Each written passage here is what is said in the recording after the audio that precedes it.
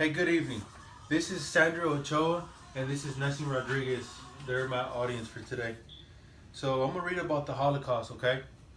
The Holocaust, also known as the Shoah, was an extermination in which Adolf Hitler Nazi army killed 6 million Jews. According to Wikipedia, among these 6 million Jews, there was 1.5 million children slaughtered. These spine-chilling killings took place throughout Germany from 1941 to 1945. Jews were murdered in one of the deadliest genocides in history. Other victims of Nazi crimes included Soviet citizens, Romanians, communists, homosexuals, Jehovah's Witnesses, and the mentally and physically disabled. Kind of sad, huh? Yeah. A web of 42,500 facilities in Germany was used to concentrate victims for slave labor. So some of these people were captured and turned into slaves, put them to work. Over 200,000 people are estimated to have Holocaust perpetrators. Originally, the German government passed laws to eliminate Jews from civil society. So the government was in with this. Okay. All Jew prisoners arrived by train. Sometimes entire train loads were sent straight to the gas chambers to be executed. So these poor innocent people were put into these gas chambers and killed them with a toxic gas. This is a photo of one of the chambers. See how it's tall? I mean, real deep. Yeah. You can fit a whole bunch of people in there. Okay. Can I see it? Take a look. And you can show Sandra, and I'm gonna continue with the speech. Okay. All Jew prisoners arrived by train. Sometimes entire train loads were sent straight to gas chambers to be executed. These innocent Jews were treated horribly wrong. Some Jewish children were subject in medical experiments. They were put into pressure chambers, testing drugs on them, attempting to change eye color by injecting chemicals into children's eyes, and even amputations. They were then guided naked into gas chambers to be killed. In fact, these Jews were lied to and told that these gas chambers were showers. There were even outside signs saying baths and sauna to fool the Jews. These poor innocent people were killed within 20 minutes by harmful toxin gases once inside the chambers. So these people were brought in with trains, thrown in a big chamber, and killed one by one. All at first, the bodies were buried in deep pits and covered with lime once killed. So they would just throw them in big old holes by the dozens, by the thousands. However, improvements soon came.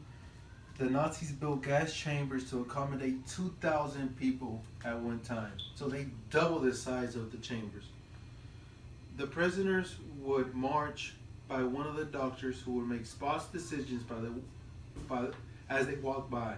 So they will have one doctor who will make a spot decision. All right, he's good to be a slave. He's good. Come on, keep coming. Quick. So your life was in somebody's hands, pretty much. The prisoners would march. Those who were tall, strong, and fit for work were sent into camps to be slaves. And I got a photo. These are some of the examples of how the slaves were behind chains and stuff. Kind of sad. Innocent people.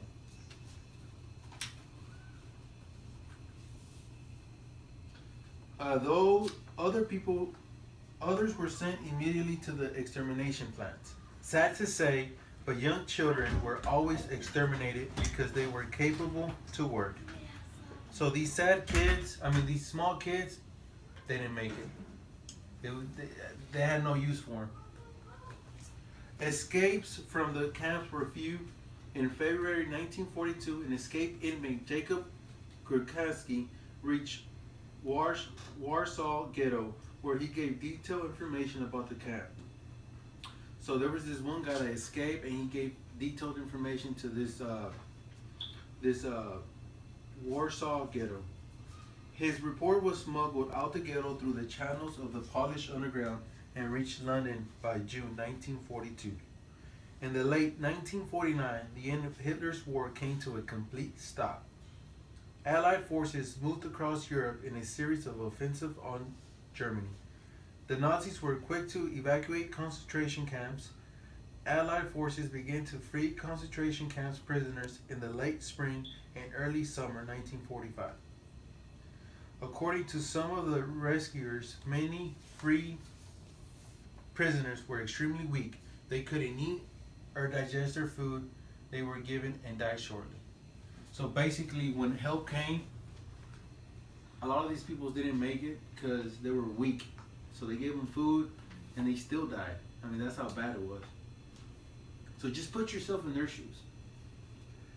Many Nazis were put on trial and found guilty of war crimes and crimes against humanity. Nazi medical doctors were accused of involvement.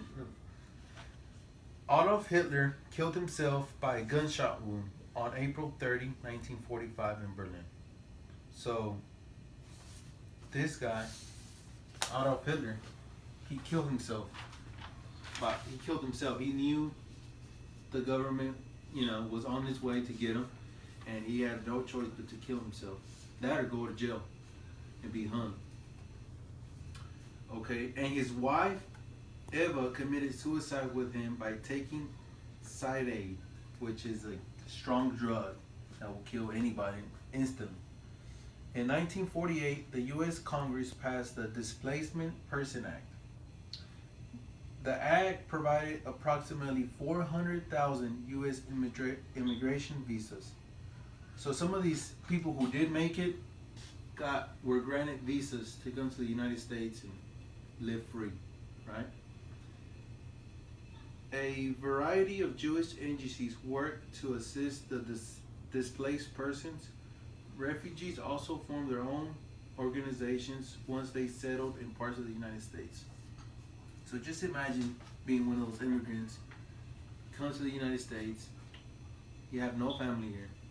You gotta look for a job, you gotta look for somewhere to stay. Of course, they did get help by the government, so that was nice of them. It's sad to hear many innocent people lost their precious life in this horrible massacre. This is an example of those pits where they threw them in. Massive pits. I mean, these pits were maybe 400 feet long by 500 feet long. They would just throw them in there. What else are you going to do? I mean, you throw them in there and just burn them.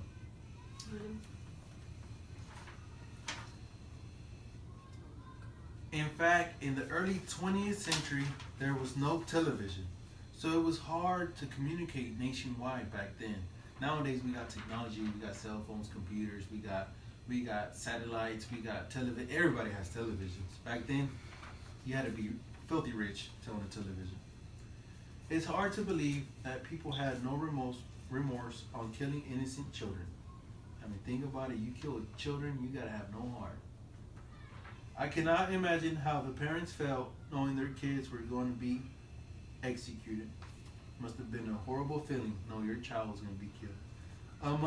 According to Project Adim, German kids were taught in schools that the Jews were a serious danger to the German people.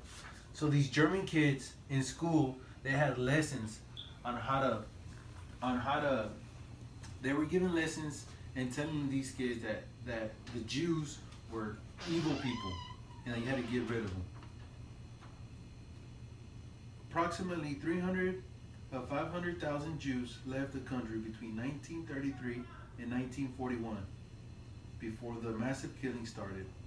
So some of these people did make it out alive, but very few. And the only people who made it out alive were the ones with money. Okay? Unfortunately, only approximately 140,000 Holocaust survivors came to America after 1948, most settling in New York. So these people who came, most of them settled in New York, cause it's you got New York that's right here, and you got Germany that's over here, so it's the closest state. And sad to say, a lot of people died. Unfortunately, we couldn't get justice for these people because, like I said, it was done. But a lot of laws came through after that. Is there any questions you guys have? Did you guys learn something out of this? It's a horrible story. Yeah. Oh yeah. These people were murdered. You had no choice whatsoever. So that concludes my speech, guys. Thank you. You're welcome.